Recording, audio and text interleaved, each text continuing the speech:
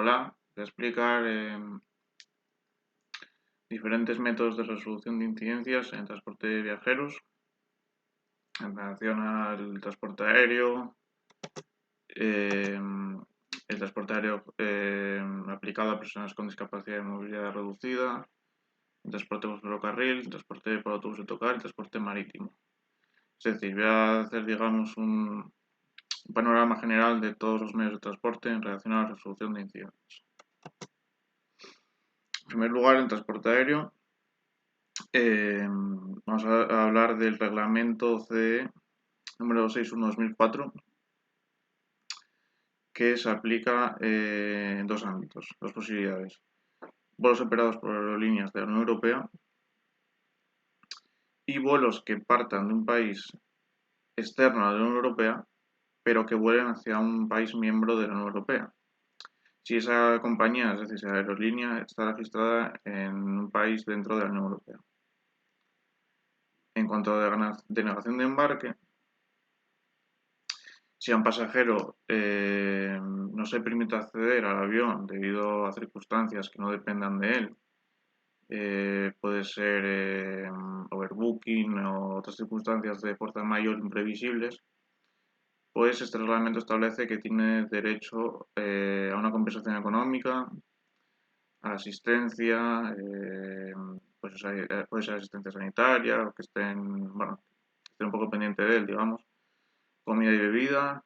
Esto puede ser a través de bonos, cupones, acceso a comunicaciones alternativas, pues por ejemplo trenes o autobuses que pongan a su disposición, taxis, y alojamiento, si es necesario, en un hotel, etc. Cancelación de vuelos, dos alternativas. Es decir, en caso de que se cancele un vuelo, el pasajero tendrá el derecho al reembolso del precio del billete en un plazo de una semana. Y también hay otra alternativa que sería el transporte al destino final lo más pronto posible, o una fecha posterior que convenga al pasajero. Eso siempre es sujeto a disponibilidad de asientos. Y también tiene derecho a una compensación económica, a menos que la cancelación se deba a circunstancias extraordinarias de fuerza mayor. Puede ser huelgas o condiciones atmosféricas muy adversas, etc. En cuanto al gran retraso de los vuelos, que el reglamento establece que un gran retraso son 3 horas o más, siempre dependiendo de la distancia de vuelo. Obviamente no es lo mismo un vuelo de corta distancia que un vuelo que atraviesa varios continentes, pero bueno, se establece 3 horas o más en un principio. Los pasajeros tendrán derecho, bueno, un poco lo que comenté antes, a comida, bebida, etc. Si el retraso es más de 5 horas y el pasajero decide no volar, por las circunstancias que sean, igual ya no le merece la pena coger ese vuelo, pues también tendrá derecho a un reembolso del precio del billete. ¿Cuánto dinero va a recibir el viajero? Compensación económica, pues varía entre 250 y 600 euros. Depende un poco de la distancia del vuelo, la duración del retraso, etc. Y como comenté antes, pues bueno, hay algunas excepciones que no te dan compensación económica, como puede ser riesgo para la seguridad, huelgas, mal tiempo, mal clima, casos de fuerza mayor. Bueno, pues ahora voy a comentar lo mismo, es decir, el transporte aéreo, pero aplicado a personas con discapacidad y movilidad reducida, que para esto también existe otro reglamento. El ámbito de aplicación es el mismo. Vuelos que parten de un aeropuerto situado en un Estado miembro de la Unión Europea o vuelos operados por aerolíneas que estén registradas en un país de la Unión Europea y que llegan a un aeropuerto situado en un Estado miembro. La asistencia en tierra a estas personas pues incluye los siguientes aspectos. Un acceso adecuado a las instalaciones del aeropuerto, que estén adaptadas a sus circunstancias particulares. Y esto incluye pues todo lo que es el mostrador de facturación, las áreas de embarque, desembarque, que tengan los aseos adaptados, etc. También hay que proveer asistencia, esto por parte de la compañía aérea, proveer asistencia para moverse lo que es dentro del aeropuerto, embarcar, desembarcar, recoger el equipaje, etc. Tendrán prioridad en la asignación de asientos las personas con discapacidad, siempre adaptados a sus necesidades.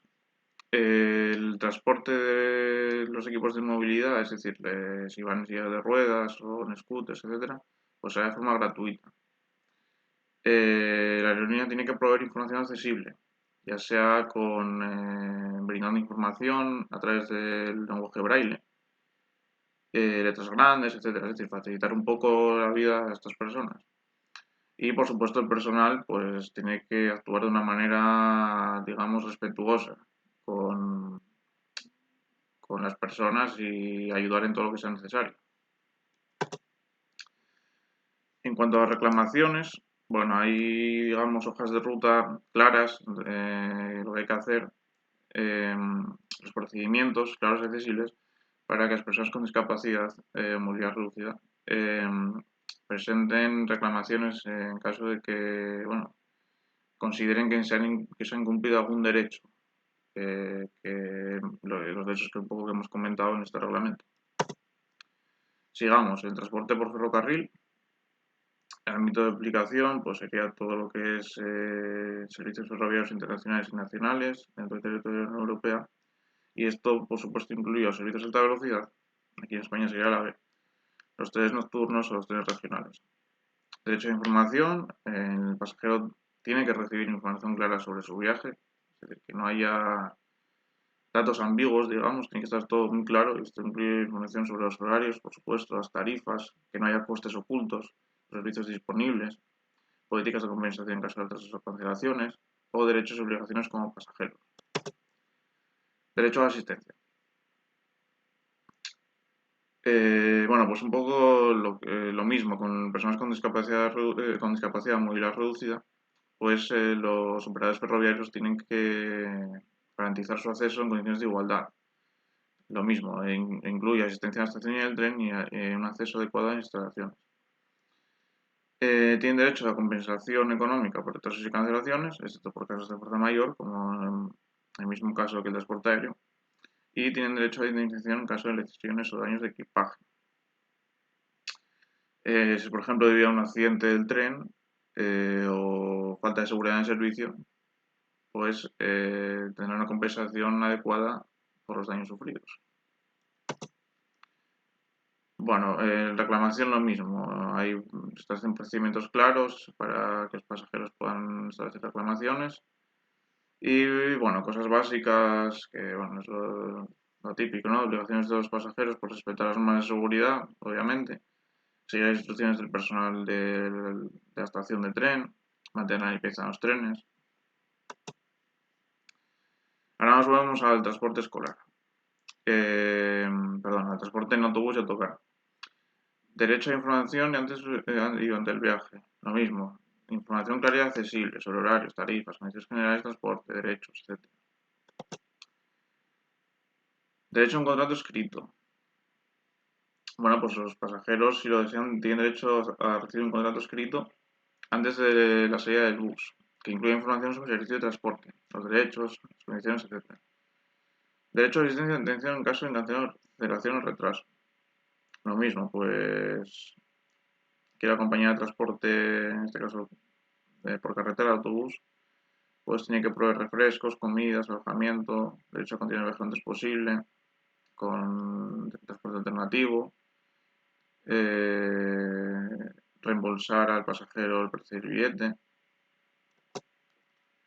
indemnización en caso de accidente, también, también eso, asistencia para personas con movilidad reducida, establecer hojas de ruta clara para reclamación, y por último tenemos el transporte marítimo, que bueno, pues un poco lo que he comentado antes en relación a los otros medios de transporte, pues proveer al pasajero información clara sobre los horarios, las tarifas, condiciones generales de transporte, los derechos de los pasajeros, los retrasos, los cambios significativos en el servicio.